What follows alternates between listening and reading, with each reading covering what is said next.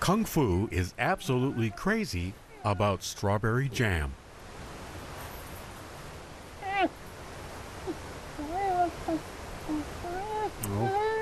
At only 4 months old, he's the youngest resident in the sanctuary.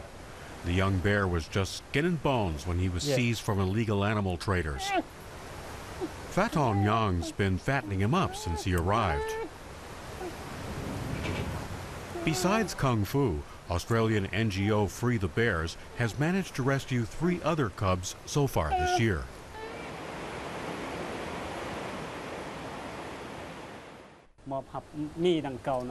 Normally, young bears spend the first 3 years of their lives with their mothers, but she's usually killed and the cubs are kept under awful conditions. Kung Fu's brother died in captivity. He probably starved to death. The animals have a really terrible time. This fully grown Asian black bear, also called moon bear, is almost 2 meters high standing and weighs in at 150 kilograms.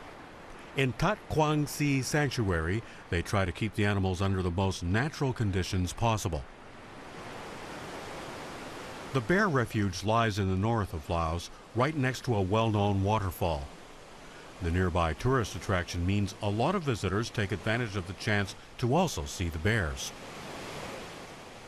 Hardly any of the visitors can imagine the ordeal these poor animals have been through. Like Kobe, who lost his right front leg after he was trapped by poachers in a snare.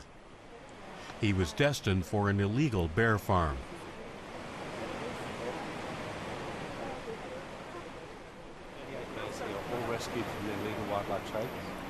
Luke Nicholson explains to the visitors that bear bile is used in Chinese medicine, and it commands a high price.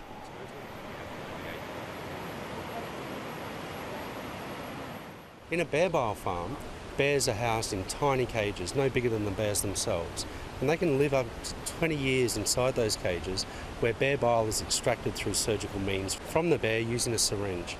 Imagine going through that torment of frequency of every couple of days and you're living on a subsistence of very, very meagre rations of food. These pictures show a bear bile farm near the Lao capital Vientiane. The bear's face is a portrait of pain. Nobody knows how many farms like this are in Laos. It's actually illegal in Laos to treat animals like this. But as all too often in Southeast Asia, enforcement and punishment are totally inadequate. Luke Nicholson says the greatest threat to animals is human poverty. You can find products from the illegal wildlife trade in almost every local market here. They're popular with Chinese tourists. Bear teeth here. These are being sold for $50 US each. We have a bear claw here. Right next to them, Lao whiskey with animal parts preserved in them, including bits of bear. Just recently we've had a seizure on the Lao-Vietnamese border of a number of bear paws which were destined for China to become bear paw soup, which is considered a delicacy and a luxury in China and demands very high prices. The battle to protect animals and species can't be won without environmental awareness. So Tat Kwang Si Bear Sanctuary regularly invites school classes.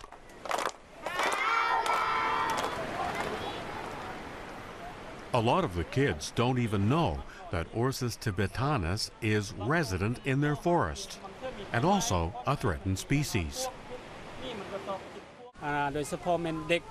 More education is needed, especially in rural environments, because hunting wild animals is a way of life there. The kids have to learn that the bears are so endangered they might well disappear altogether from Laos very soon. Time for a snack.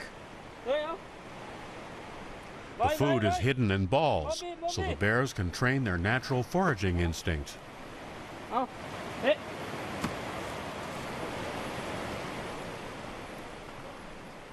The conservationists are supported by foreign donors.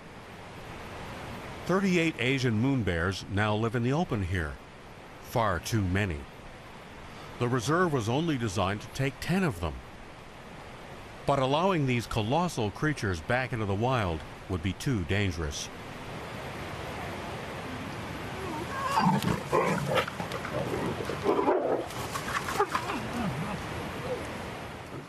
There's a number of reasons why these bears can't return to the wild. Some have physical trauma, some have psychological trauma, and some have been hand-raised from little cubs when they've been rescued. The bears that have been hand-raised have imprinted on humans. If we were to release them back to the wild, they'd go directly to a village looking for food, and that's where we get human-bear conflict, and that's when people and bears die.